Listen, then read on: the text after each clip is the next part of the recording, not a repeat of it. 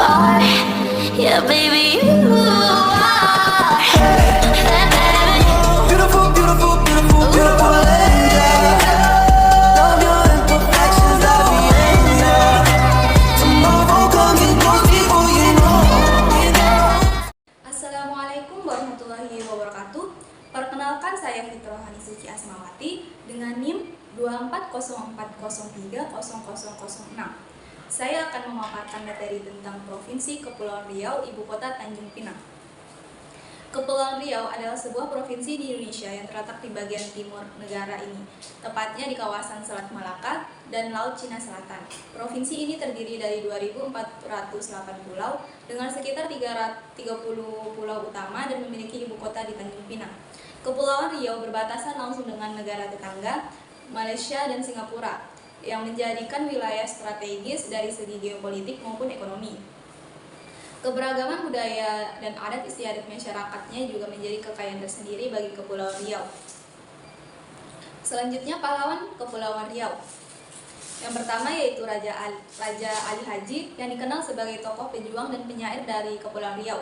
Ia adalah penulis syair Abdul Muluk, karya sastra terkenal yang mengangkat semangat perjuangan dan kemerdekaan. Yang kedua yaitu Dato' Bahaman, pahlawan yang berjuang melawan penjajahan Belanda di wilayah Riau, khususnya di wilayah yang kini menjadi bagian dari Kepulauan Riau. Kuliner Kepulauan Riau. Yang pertama, gulai ikan. Gulai ikan merupakan hidangan berbumbu kaya rempah dengan santan yang seringkali menggunakan ikan laut segar. Ikan yang digunakan biasa berupa ikan kakap, ikan tongkol, atau ikan laut lainnya. Yang kedua yaitu nasi lemak.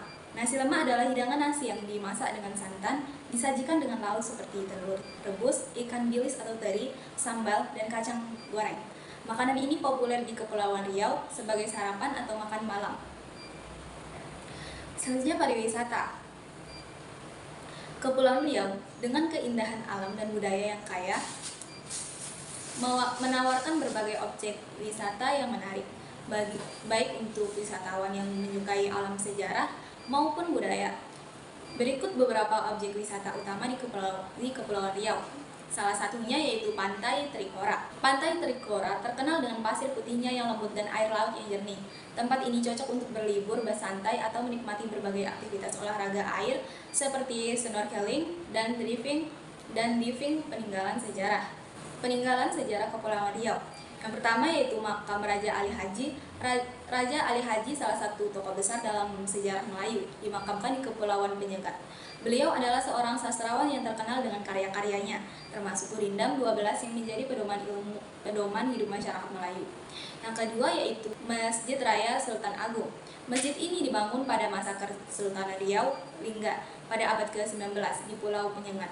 Selain menjadi tempat ibadah, masjid ini menjadi simbol kebesaran kerajaan Melayu di wilayah tersebut. Selanjutnya yaitu seni dan budaya. Yang pertama, tari Zapin. Tari Zapin adalah satu tarian tradisional yang paling terkenal di Kepulauan Riau. Tari ini berasal dari pengaruh Arab yang dibawa oleh pedagang dan penyebar agama Islam ke kawasan pesisir Melayu. Zapin menggabungkan gerakan tubuh yang lincah dan musik yang ritmis dengan menggunakan instrumen musik seperti gambus, rebana, dan kendang. Selanjutnya yaitu rumah adat. Yang pertama, salah satu rumah adat Kepulauan Riau adalah Rumah Linmas. Rumah Linmas adalah satu jenis rumah adat yang paling terkenal di Kepulauan Riau.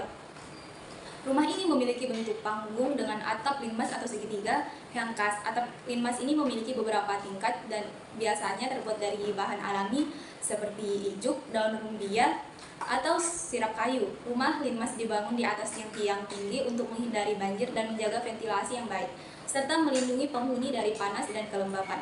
Ciri khas dari rumah linmas adalah adanya teras yang luas di bagian depan rumah yang sering digunakan untuk menerima tamu atau beraktivitas bersama keluarga. Rumah linmas juga dikenal dengan ukiran-ukiran khas Melayu yang menghiasi bagian-bagian dinding, pintu, dan jendela rumah. Selanjutnya yaitu senjata tradisional.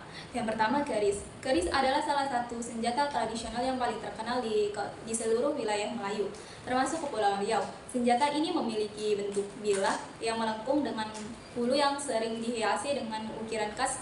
Keris tidak hanya digunakan sebagai alat pertahanan diri, tetapi juga menjadi nilai simbolis yang tinggi dan sering dipakai dalam upacara adat atau sebagai pusaka. Selanjutnya yaitu pakaian adat. Salah satu pakaian adat Kepulauan Riau adalah baju kurung kebaya pendek. Baju kurung kebaya pendek yang seringkali dikenakan wanita Riau saat mengunjungi acara tertentu. Baju terbuat dari bahan katun ukuran sepinggang dan dilengkapi hiasan peyek di beberapa bagian. Nah, selanjutnya alat musik tradisional. Yang pertama, gong.